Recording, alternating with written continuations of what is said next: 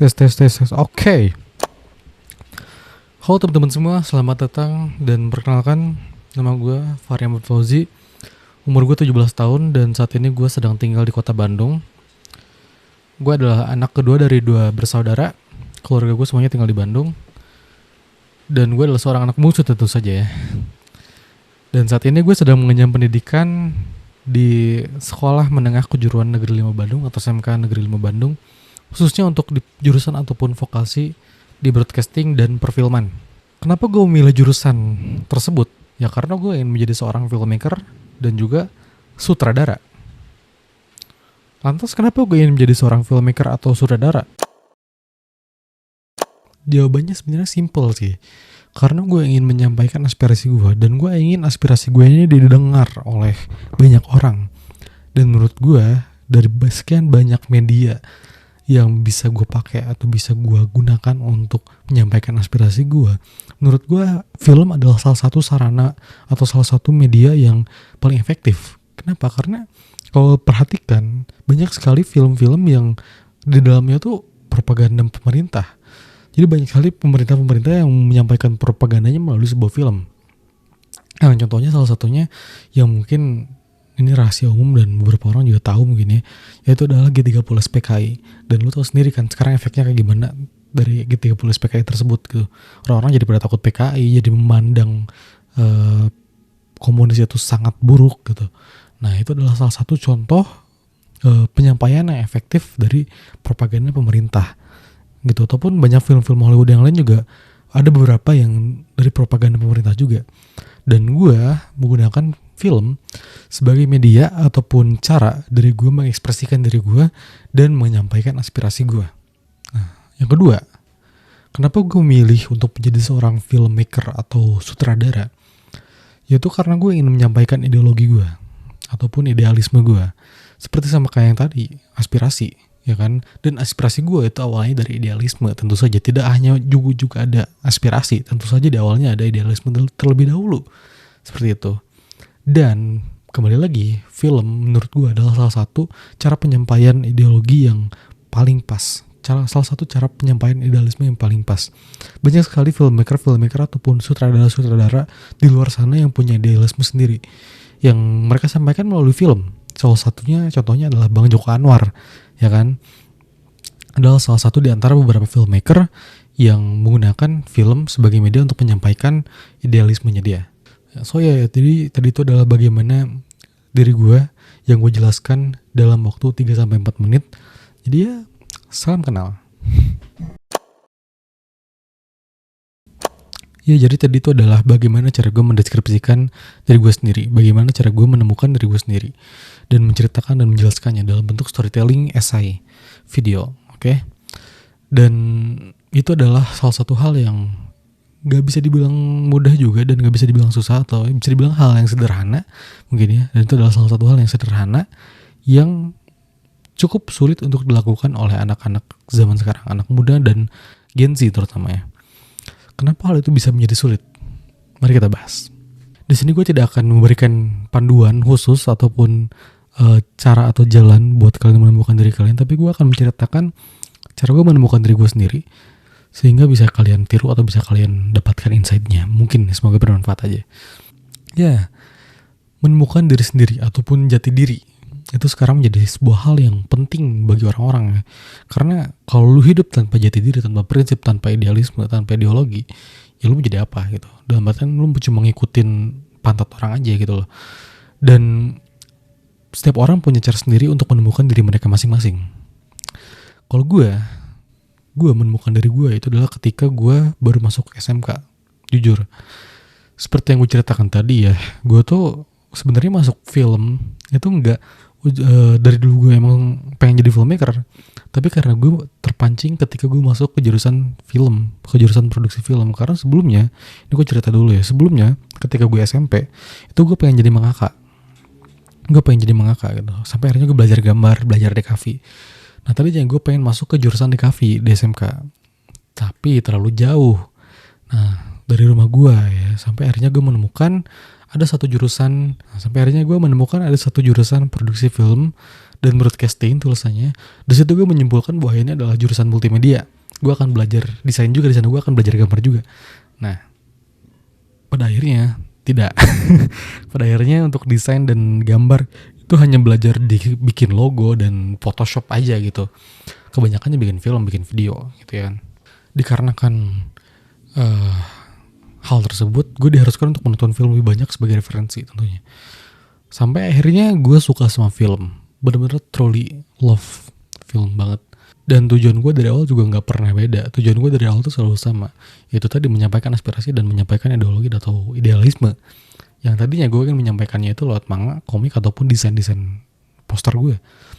Nah, tapi pada akhirnya ketika gue masuk SMK, gue nonton film, gue lihat dampak-dampaknya di internet, dan itu sangat impactful sekali terhadap masyarakat di luar sana. Salah satunya yang paling impactful sekarang yang mungkin lo kelihatan, ini mungkin bukan film ya, tapi shows, anime, series, mungkin lo udah tahu semua. Dampak dari series ini, dari anime ini, dari show ini, itu adalah One Piece. Ya, orang-orang mengibarkan bendera One Piece di mana-mana. Nah, itu adalah salah satu impact atau dampak dari show ataupun film, mungkin bisa dibilang film dalam bentuk anime gitu ya. Nah, jadi gue itu dari dulu orangnya kritis banget dari SD. Ketika ada suatu masalah terjadi, ketika ada suatu hal kejanggalan terjadi, gue langsung berpikir, ini ada apa dengan semua ini gitu. Nah, sampai akhirnya gue memutuskan untuk mencari hal yang bisa gue menyampaikan aspirasi gue. Tadinya gue pengennya tuh jadi arsitek tadinya. Nah, tapi setelah gue cari tahu relevansinya dengan tujuan dan ambisi gue, beda total, beda jauh. Dan itu adalah cita-cita gue ketika gue masih SD. Gue pengen jadi arsitek itu. Nah, sampai akhirnya ketika SMP, gue waktu itu COVID ya kan, gue suka nonton anime, gue suka baca manga waktu itu. Sampai akhirnya gue lihat di TikTok nih kan, efeknya tuh gede banget. Waktu COVID itu kan anime sama manga tuh gede banget. Nah, akhirnya gue kepikiran kan, wah kayaknya nih kalau gue masuk ke manga atau anime, aspirasi gue bakal didengar. Gue akan menyampaikan aspirasi gue lewat manga. Gitu. Tadinya gue seperti itu, karena gue kan suka ngegambar gitu kan, dari kecil, dari SD gue suka ngegambar. Akhirnya gue memutuskan daripada arsitek, manga. Gue akhirnya memutuskan masuk ke dunia manga. Sampai akhirnya gue ngegambar tuh manga ya kan, 1-2 halaman. Nah, dan di situ gue benar-benar ambisi banget buat jadi mangaka di sana. Sampai akhirnya tibalah gue lulus SMP. Gue lulus SMP dan gue tidak menemukan jurusan di SMK yang sejalan dengan tujuan gue, dengan cita-cita gue. Nah, kenapa lo ngambil SMK bang? Jawabannya simpel saja sih, karena jadi kenapa gue masuknya SMK itu karena gue ingin punya skill aja. Gue pengen punya skill yang bisa gue pakai buat kerja gitu. Karena kalau SMA kemungkinan buat dapat skill itu tuh kecil. Walaupun bisa, tapi kecil banget. Karena gak ada panduannya gitu kan. Nah, itu alasan kenapa gue masuk SMK pada akhirnya. Gue nyari SMK yang jurusannya tuh DKV waktu itu kan. DKV kan belajar gambar juga gitu. Dan gambarnya itu pun juga bukan gambar teknik kayak jurusan teknik sipil atau arsitektur gitu. Tapi ini emang jurusan yang gambarnya tuh seni rupa gitu. Nah, sampai akhirnya gue menemukan si SMK 5 ini yang ada jurusannya produksi film gitu. Dan itu sekolahnya deket banget sama rumah gue, gak nyampe 1 kilometer anjing. Berapa itu? 200 meter kalau gak salah dari rumah gue. Bener-bener deket banget. Nah, yaudah gue masuk ke sana ya kan. Gue masuk ke sana, gue di sana mempelajari banyak hal tentang film making atau segala macamnya.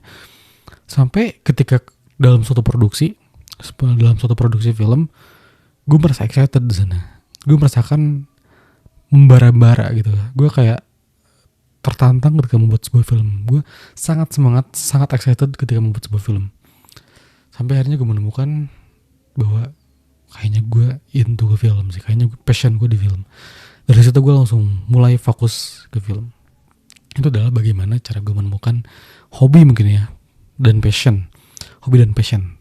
Tapi kalau ideologi dan idealisme, gue sebenarnya bingung cara menemukannya tuh kayak gimana ya. Karena idealisme dan ideologi gue tuh udah muncul dari lama sebenarnya. Udah muncul dari gue SD apa gue SMP gitu. Alasan gue munculnya ideologi tersebut, sebenarnya gue lupa lagi. Kalau diinget-inget ya. Mungkin salah satu alasannya muncul si ideologi dan idealisme tersebut adalah ketika gue menemukan something wrong with the system gitu.